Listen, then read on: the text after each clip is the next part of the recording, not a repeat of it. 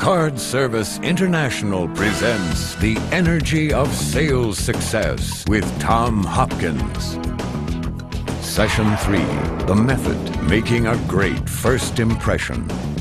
Learn the secrets of making a good first impression and establishing a rapport with potential clients. Develop the know-how to put potential clients at ease, gain their confidence, ascertain their needs, and determine how to best qualify them for an account.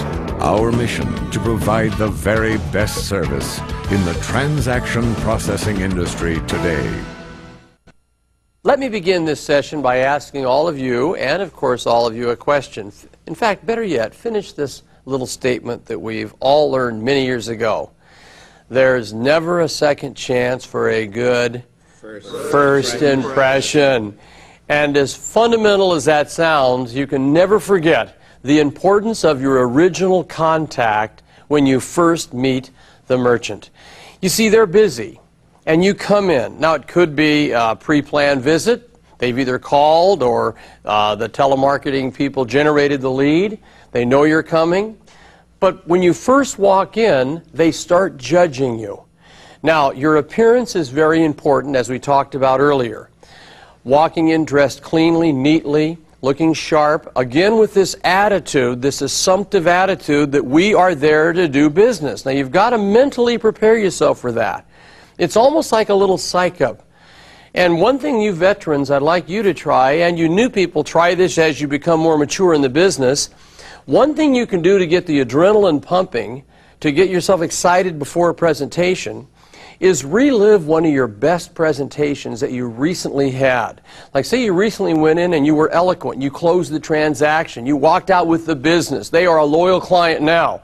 By going back mentally and reliving how that whole transaction took place, you'll start getting these good positive feelings when you walk into the next client.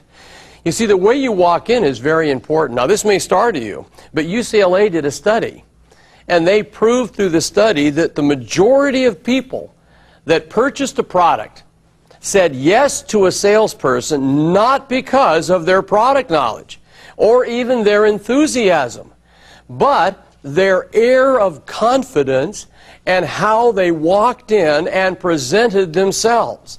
Now, I know for you that are new, you might be sitting there saying, I walk in confident, I'm new at this. Please realize, if you review these sessions a number of times before you go into the client, you will have a good feeling of confidence. In fact, at this moment, I will guarantee you that every one of you watching this session knows more than 90% of the merchants out there about your business. So if you know 90% more than they know, well, let's go in and act confident. And you're never in trouble if you go in with a commitment to ask those questions instead of going in talking. Now, another thing I want you to work on when you first meet a person is your tone of voice. Now, this is very important that when you first walk in and meet them, you listen to how loud they speak, and you want to match their volume. See, a lot of us go in and we're excited and we're a little loud, and a lot of them kind of are taken back because they're soft-spoken people. So match their volume for at least the first 90 seconds of your time with them. Not only that, I'd like you to work on matching the speed of their speech. Now, this is another way of, again, establishing a good rapport with them by matching the speed. If you come across as a fast talker, lots of wit and gregarious and outgoing, that is the stereotypical image that a person who's somewhat reserved and a slow talker, who's timid and shy, they have that as a salesperson, and right away up go the defenses. So I really, again, want you to match their speed and volume for about 90 seconds. Now, I also want to let you know that the opposite can be just as bad, meaning you might walk into a very fast-talking merchant. Hi, good of you come in. Yes, I call. I'm really interested to know about your services, so could you come on over here real quick? We've got a little time now. No one's in the store. Come over and tell me more about what you guys do at Car Service. What is it about? We're very excited. About what? See, if you do that, they'll be going, Come on, talk. So again, you have to, developing the right performance, match, speed, and volume. The next thing I want you to think about, forget the product, forget the service. I want you to think about, how can I establish some rapport quickly with this merchant? Now, there are some things you can do, and these will always work. You can discuss something that's very topical that's happened recently in the community. This could be a tremendous weather pattern change. It could be a sporting event. Hypothetically, you're working in a city and they just won the Super Bowl. I'll guarantee you for a month, that could be something topical with almost everybody. Another thing that will work is a sincere compliment. You're just opening up. Boy, you've chosen lovely colors for the business. It feels good when you walk in. Flattery works when it's sincere. I mean, you'll walk into some brand new businesses, they spend a ton.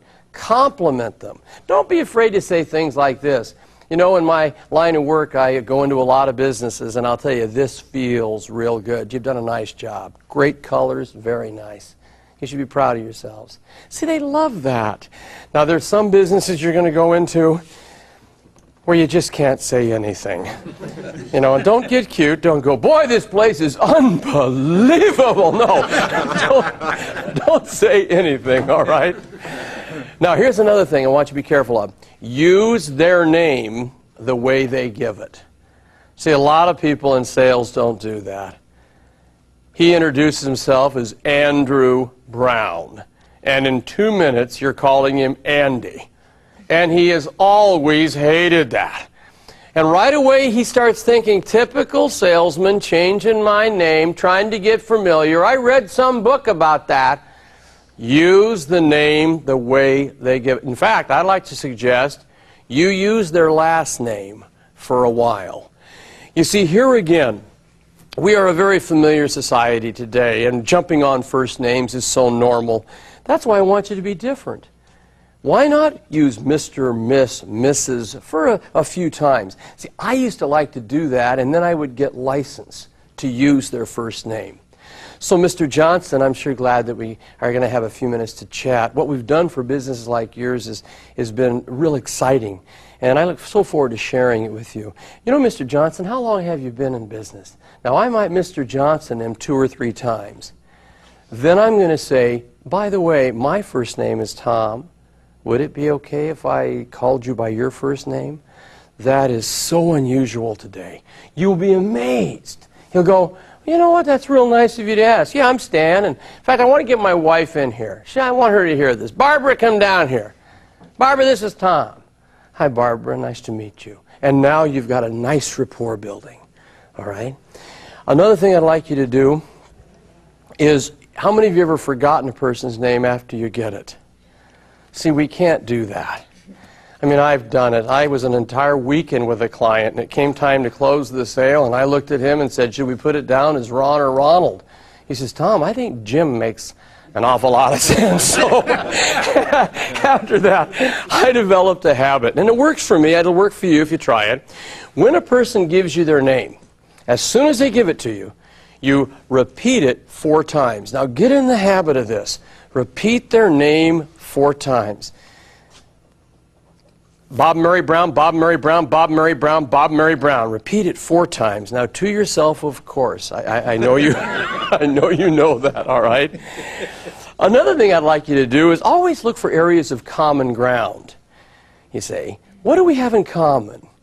I mean, let's say hypothetically, you walk in the office, he's got a autographed basketball. And you happen to enjoy basketball. Forget business. Talk some basketball. You might see golf clubs. They're sitting there outside of his office. Maybe he's intending to go play golf. You know, you might, but now don't become a full-time golfer. That's another thing I don't want you to worry about.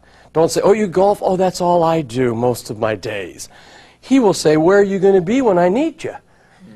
Why don't you try this? Oh, you are fortunate to play golf? You enjoy it? Oh, I love the game. Someday I'll play a lot of golf. Right now, I'm so committed with Card Service International to serve my clientele and make sure we do our job to help them build their businesses. See, that's what they want to hear. Now you have value, and you're not just a fellow golfer, okay? Also, I want you to work on eye contact.